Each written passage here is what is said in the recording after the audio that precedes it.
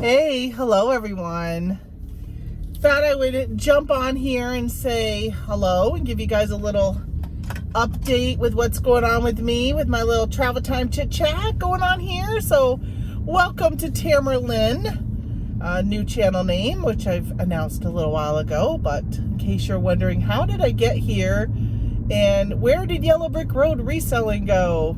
Yeah, I changed my channel name. So now I go by Tamerlyn. But I just got done doing grocery pickup, and you know what that means. It means it's travel time chit chat, because that's what I do when I am heading out to do my groceries. I was actually watching a YouTube video on the way to get groceries, so I didn't go hit the record button, but I decided to go ahead and do it on the way home. Give you guys a little bit of update about what's been going on with me in my life. I have put out a couple videos. The last one was about, my husband and I were chatting on our way home from breakfast one morning, and we were kind of talking about our maple syrup business, and he was giving a little update on that. So if you haven't seen that video, go watch it. Tony's in that one. I have such a hard time coming up with what to name these videos. I'm just not good at it like other people. That video didn't get very many reviews, not reviews, but views itself. And I know it probably is because I put maple syrup update, where really the video was just Tony and I doing travel time chit chat. But yeah, I guess I'm not doing very good at the thumbnails and the titles of my videos. Yeah, no clickbait going on with me, that's for sure. So welcome. All right, so where are we at? We are, what is today? April 16th. And man, the last 2 weeks have been insane in my life. So for those who don't know, or who do know, just a refresher, that my mom passed away on January 31st. Being that we live here in the North Country, everything is frozen. So burying her or doing any of that kind of stuff is really out of the question in January or February. We decided to have a joint memorial service for my mom and my dad. We never had one for my dad.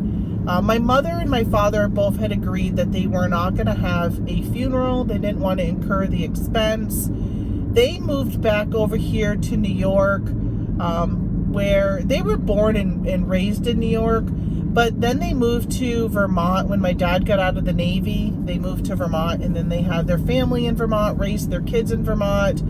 I raised my kids in Vermont. They moved back here, gosh, I'm thinking maybe it was in 96, 97, maybe somewhere around that time, 98 maybe. And then they lived over here, but never went back to work. They both were retired. They didn't make a large group of friends. Their friends were pretty much still their Vermont friends. Yeah, they made a few friends, but not really a lot in the long run. So they ended up, I gotta put the AC on right now, it's warm in here. So they ended up not having a lot of friends. So they decided that, listen, if you can't come visit me when I'm alive, don't come visit me when I'm dead. So they didn't want to have a funeral. So they didn't have one for my dad. And I'll tell you, it's been 5 years and there just really wasn't a lot of closure. There's something about a funeral that just kind of, it gives family and friends an opportunity to come, and it may not be family or probably family, but it may not be friends of my parents, but friends of like mine and my siblings. I got 3 siblings. So we decided when my mom passed away that we would go ahead and have this celebration of life, which pretty much would be a funeral for both of my parents. And we would invite everybody that obviously didn't get a chance to say anything for my dad for a funeral. And then we would have something for my mom, but combine them. Mom and dad were both cremated, and mom had bought a urn that they would both go in. So my dad has been sitting in it for 5 years. And then when she passed, we cremated her and then put her in the same urn. It was like a double urn. So we decided that, my mom's plans all along were that they would be buried together in that urn. So we decided to go ahead and we'll have a burial, and we chose April 8th for that. and then we would have the celebration of life, and we had that at the VFW. Well, that was on last Saturday, and on Tuesday, my husband came in, and he says, I'm not really feeling very well. I got a sore throat, my ears clogged, and I said, well, you probably should take a COVID test, because my brother and his wife, my brother-in-law, my daughter and her boyfriend, and my son have all had COVID in the last couple months. And we've been around them, but not a lot, and not enough where we thought we would get it, but I was like, you probably should just get tested. So he did a test, and you're supposed to wait like 20 minutes, but immediately both lines showed up. So he's like, yeah, I got COVID. So I'm like, great. You've got COVID, and we've got my parents' funeral on Saturday, and today is Tuesday. So I, on Tuesday, was feeling okay. Decided to sleep in the living room. Both of my kids were coming on Thursday to be here for the funeral, and I had both guest rooms already made up for them. So I didn't want to sleep in the guest room because I didn't want to have to change the beds again, and plus, if I ended up coming down with COVID. So I slept in the living room and on a very uncomfortable couch. Our couch is not made to be sleeping on. So then Wednesday I woke up and my throat hurt, and I said, great, I'm going to end up with COVID. And on Thursday, I was feeling worse. I had the body aches, was just not feeling good at all. I called my doctor's office and I said, hey, listen, I think I have COVID. I was testing negative at the at-home testing, but I said, my husband has COVID. He's positive. He had called the VA, and they sent him to the not the emergency room, to the urgent care, and he was able to get not Paxlovid, but one of the alternatives to that, because he's on medication that would interact with it. So they gave him a different one, and he ended up taking that, and he was feeling so much better. He got that on Wednesday, and on Thursday he was feeling really good. And of course now I wasn't feeling good. So I called my doctor, and they're like, well, before we can give you that, you need to be tested. You have to have a positive COVID test. So she sent me to a drive-through where they were doing the PCR testing, and I went to get that done. And that evening I got the results back, and it said I was still negative. So on Friday, I woke up feeling even worse, believe it or not. I was so sick on Thursday night. And I tested another home test, and it came back positive. And so I'm like, great. So I messaged a couple of friends of mine and said, hey, listen, on Thursday I messaged them and said, hey, I've been exposed to COVID. I'm testing negative, but just wanted you to know that I will be social distancing and won't be around at all for people to, I didn't want people to come thinking they're going to be able to hug me and that kind of stuff, that I was going to be social distancing. And so I ended up testing positive on Friday, and I called the doctor's office, and they were closed on Friday. So I sent a message, and or actually I called their after hours office.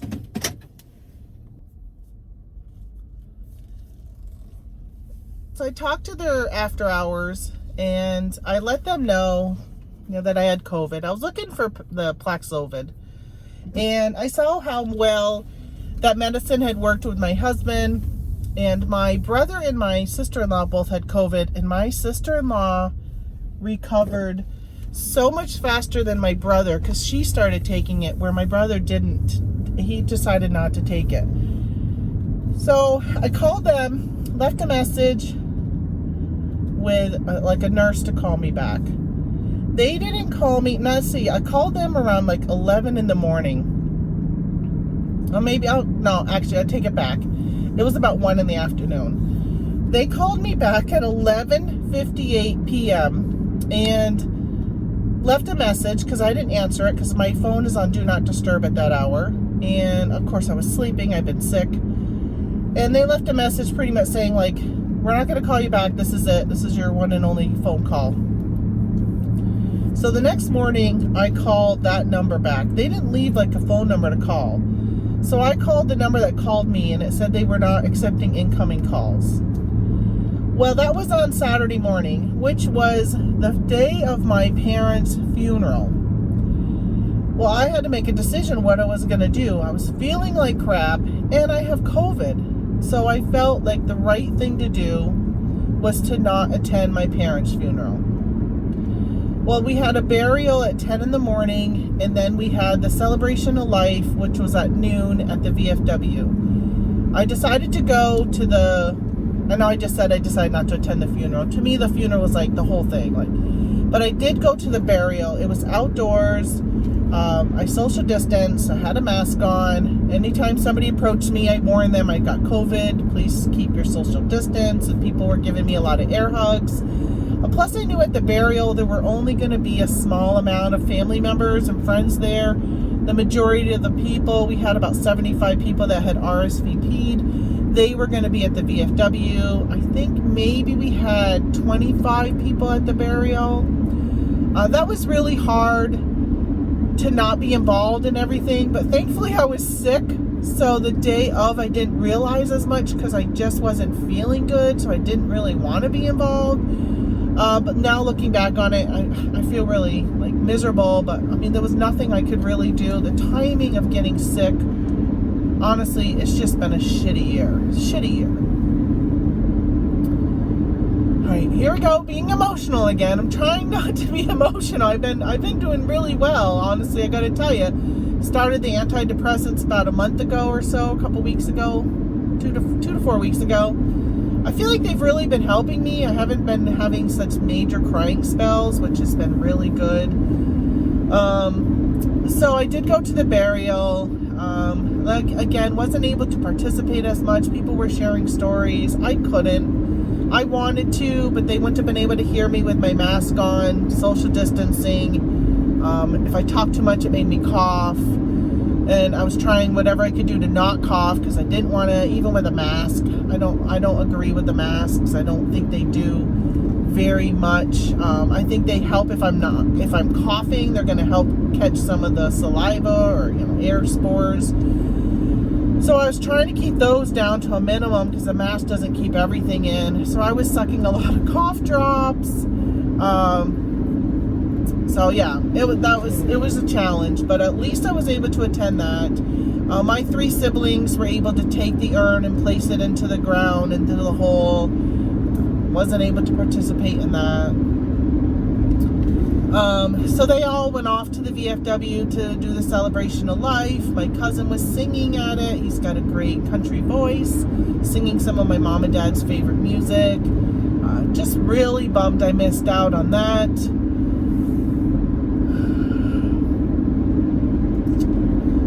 So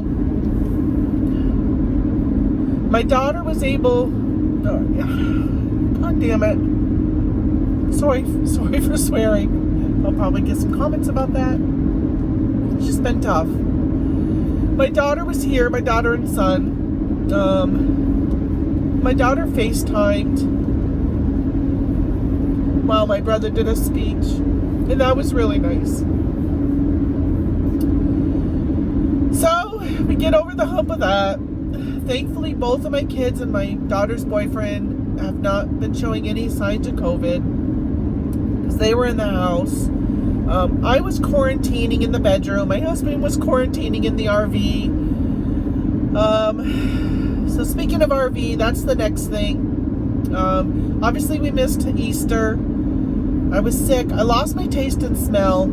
I will say before I start talking about the RV, I lost my taste and smell. Never have experienced that before. Last time Tony and I both had COVID, I didn't lose mine. He did, but I didn't. Last time I just had a really bad headache, Like it was like right in the top of my head, one I've never experienced before, and I was extremely tired. That was my symptoms last time. This time, flu-like symptoms, just head cold, this ear was blocked all the time, fever, chills, just body aches, tired, just felt horrible and lost the taste and smell.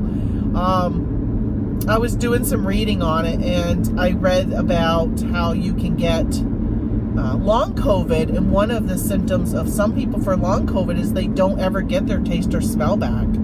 And I was just like, I cannot imagine. Now, I would probably lose weight because I do enjoy eating, but it's the flavor of what I'm eating that I'm enjoying the most. And I found that I just wasn't enjoying eating. I would, no matter what I ate. Like, so my mother-in-law made lasagna for Easter, and they brought over some food, which, by the way, my father-in-law, who is 82, he also got COVID from being around my husband during the maple sugaring season, and that was very fearful for us because he's in his 80s, and then we were worried about his mom getting it, and thankfully she doesn't have any signs of it, so we don't think she got it.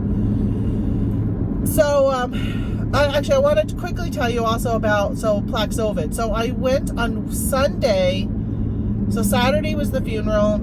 I came home, went to bed. Well, actually, I went to bed but was awake because I was, again, FaceTiming my daughter a good portion of it, and then she came home and told me everything that had gone on. And then Sunday, Easter Sunday, I got up and I went to urgent care because I said, all right, I'm just going to go to urgent care. I want to get on this Paxlovid. I was feeling horrible again, and I've seen where other people have done really well with it.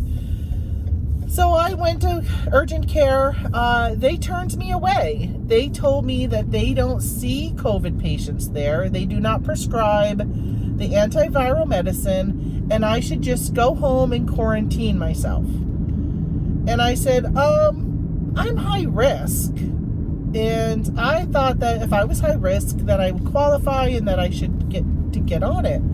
I said, you know, I'm a diabetic. I had a heart attack a couple months ago. Like, I'm just, you know, I've got high blood pressure. And I'm obviously, you can look at me and see that I'm obese. And that's, again, one of the things that they say makes you high risk.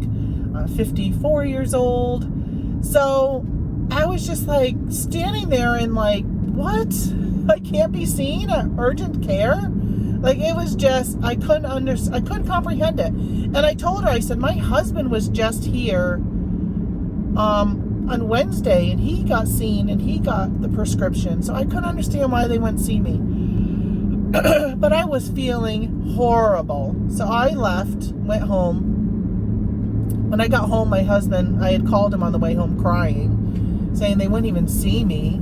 My ear was really bothering me. I thought maybe I had an ear infection. I was just surprised they wouldn't at least even see me to see whether or not I had an ear infection or pneumonia or like any other complication I could have. And my husband goes, I just called them and he gave them an earful and they said to come back and they'll see me. And I said, I'm not going back. I feel horrible. I'm not going to go back out now. I was just done. I was done with all of this. It's been extremely stressful. The timing of everything was just the worst it could be, honestly. So Monday, so I ended up calling the after hours, and they said to me, they actually I left my information, and they had a nurse call me back, who did so within like an hour. And she said to me, we can't prescribe that over the phone. You have to see your doctor. I'm going to fax them a sheet, and they're going to call you first thing. They'll get it first thing at 7:30 in the morning, and they should call you. But if you don't hear from them by 8, call them. And so I said, all right. Of course, not happy, because if any of you know, when you're taking those antivirals, you have to take them within 5 days. 4 to 5 days, depending on which one. And because after that, they're just non-effective, supposedly. So on Monday morning, I called the doctor's office. It was around 8:30 when I gave them a buzz. And I left a message to have the nurse call me. And when I was talking to the triage person, she's like, oh yeah, I'm going to put a high priority on this because you are like at the cusp of not being able to take this medicine. And I said, yep, exactly. I know that. And I said, but Jeff, I've been having a challenge. I've been having a challenge to get a hold of somebody who will deal with me with this medicine. And so they called me. She called me back and she said, we're not going to give you the prescription. So I'm home, but I want to give you the rest of my update here. She goes, we're not going to give you the prescription. And so she went on to tell me about how this Paxlovid it's not a treatment. It only keeps you from having worse conditions that end up hospitalizing you. But it doesn't treat any of your symptoms. She goes, continue what you're doing with your Tylenol, Dayquil, NyQuil, Robitussin, like whatever you're taking for the symptoms, continue with that. But we're not going to give you any medicine. And I said, she said it was too late. I had missed the deadline. And I said, listen, I went through what I just told you guys. This is what I've been trying to do to get the medicine. And she says, well, I talked to you on Thursday and your test was negative. In order for me to even give you the medicine, I would have to test you again to get a positive. And then I would, and then by that point, it's going to be too late. You're already like pretty much over that time frame. And I said, well, honestly, I knew you'd probably say something like that. On Friday, I took a picture of my positive test with my watch that shows the date and time on my Apple Watch to show you, to prove you that my test was positive and it was me. And she says I'd still have to. So I ended up breaking down. I was very emotional with her and I wasn't probably very nice. And I was just like, okay, whatever. Like at that point, I just wanted to hang up the phone. Oh, and she also said to me, because I was feeling crappy on Monday still. And she said to me, you've had symptoms for 5 days. You can go back to work tomorrow. And I'm thinking, well, first of all, obviously, as you guys know, I don't work for anybody but myself and I can go back whenever I want. And on Monday morning, honestly, I packaged orders and shipped them out. And I said, I don't feel good to go back to work. Like, I am still really sick. There's no way I would even be able to go back to work even if they gave me the green light. If my employer said, yeah, you got to come back. I was just still too sick. So I hung up the phone and I got up and got some water. And I don't know, maybe about 15, 20 minutes went by and my phone rang. And I was like, that number is, I think that's the doctor's phone number. So I answered it and it was the nurse. And she says, after hanging up the phone with you, seeing how emotional you were, I decided to give the doctor a call and talk to him about getting you this medicine. And he said, yeah, go ahead and prescribe you the medicine, but just wanted to let you know that you really are at the stage where it may not do any good for you. And she also did go on, and I think she said it in the first call, was that there's just not enough studies done on this medicine. It's only under emergency use authorization right now. They don't know what the long-term side effects are of it. And it sounds to me like maybe they in that office just don't prescribe it that often because they just don't know enough about it, which I understand. I've seen people and have heard from people that have just done remarkable on it. So I knew I wanted it because I was tired of being sick. Honestly, had I gotten it on Thursday, I may have been feeling well enough on Saturday because my husband was perfectly fine at the funeral. To be able to go to the celebration of life. And at least my sisters had set up a special table for me, off from everybody, away from everyone. And if I could have at least gone and just kind of sat in the corner, and been able to just see who was there. Like I didn't even see who was there.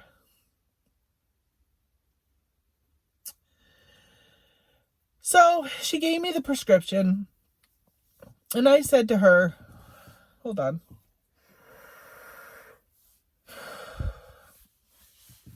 I said, I don't need the prescription. I have the medicine here. I just didn't want to take it until the doctor told me it was okay to take. Because again, I'm on a slew of medicines because of my heart attack. And I didn't know if I could take it with the medicine that I'm on. So I said to her, I have it here. This is the prescription strength. This is what I have.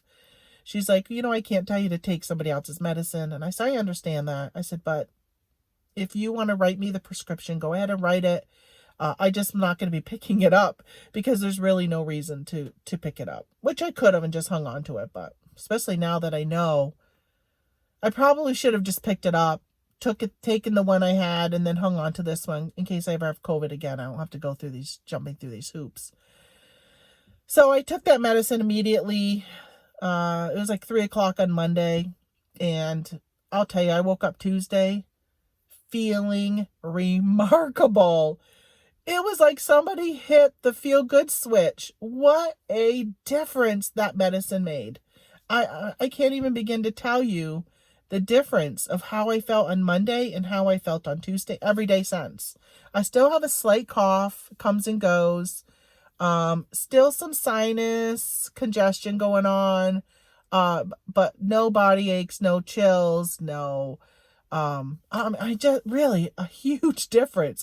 It's just remarkable the difference I felt. I can't even stress that enough. Haven't been lying in bed at all since Monday afternoon. Woke up Tuesday and I just honestly been really good. So Thursday, Tony and I were planning on heading out for a month-long RV trip.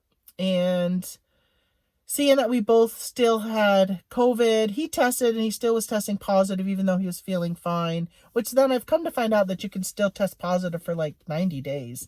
So we're not testing anymore. And again, CDC, doctors, everyone's like, no, you can go out in public now. You're fine. Like, okay. It's just really weird still having symptoms knowing I can go in public. So we've been in public, but been very aware of social distancing, very light amounts of public, that type of stuff. Like, yeah, we haven't really been doing much. So we had canceled our trip. We knew we weren't going to be able to leave on Thursday. The RV itself wasn't ready. I was planning on, leading up to the last week, getting it ready, plus, the week up to the funeral, getting it ready, plus the Monday, Tuesday, and Wednesday, having all that time to get it ready. But it just didn't work out. So we had to cancel our trip and incurred at least $300 in cancellation fees. It's funny because my husband, when he said, let's get a motorhome, he's like, oh, we'll save all this money not staying at hotels when we travel. We'll be able to stay in the RV and we'll save all this money. The amount of gas, because gas prices went up after we bought the RV, and gas is so expensive, and we get like 8 miles per gallon. And I said, I gotta open the door. It's really warm in here. And I said, let's buy an RV. We have a Class C RV. I don't know if you saw it right there. I know the sun's hitting it just right, but, we'll save all this money. I'm like, if I had my hotels at the Hampton Inn or wherever we usually stay, Marriott's, if you cancel within 24 hours, you get your money back and you get a full refund. And, you don't with these campgrounds. A lot of them have cancellation fees, a certain percentage, a flat rate. Some of them had no refunds at all. We had to pay in full and we didn't get any refunds. There are 2 places, one in Springfield, Missouri, and one was in Lake Powell, Utah. They gave us credit. So we have a credit on the book. So you could have canceled, but it was like a 50% cancellation fee or something like that. Or you could just keep it as credit and then when you book again. So we decided that one will keep a cancellation credit. And, keep the credit so we don't have to pay the fee. And we'll plan on going that same, because we plan on taking the same route, the same travel another time. But it's just, we had to be home by May 13th. My in-laws have some surgeries that my father-in-law has a surgery he's going to go through. And we wanted to be home for that. So we knew there's no way we could do that whole month-long itinerary and get home in time. We decided to still take part of it, and we're still going to head out to Utah, but we're not going to do Texas, Arizona, and Utah. We're now just going to go out to Utah and then come back. And yeah, so we kind of had to play around. So that cancellation was just the Texas and Arizona maps. Well, in southern Utah, we decided not to do that one. So yeah, so there's that. So this whole COVID has messed up so much, and it has been extremely stressful. But I will say, thank gosh we didn't have it in 2020, where people were dying and we had to worry about death. Thank gosh we didn't. Oh, my husband and my father-in-law. I didn't even see his truck here. I thought my husband was still sleeping. Well, speaking of that, I got ice cream in the back. I probably ought to go put my groceries in. But yeah, I mean, thank gosh, I didn't have to deal with, something where like my mom and dad didn't have a funeral where nobody could attend because of COVID, or we had to just do it online or something like that. So, things definitely could have been worse, but it was just very stressful. And as you guys know, I was extremely close to my mom and my dad.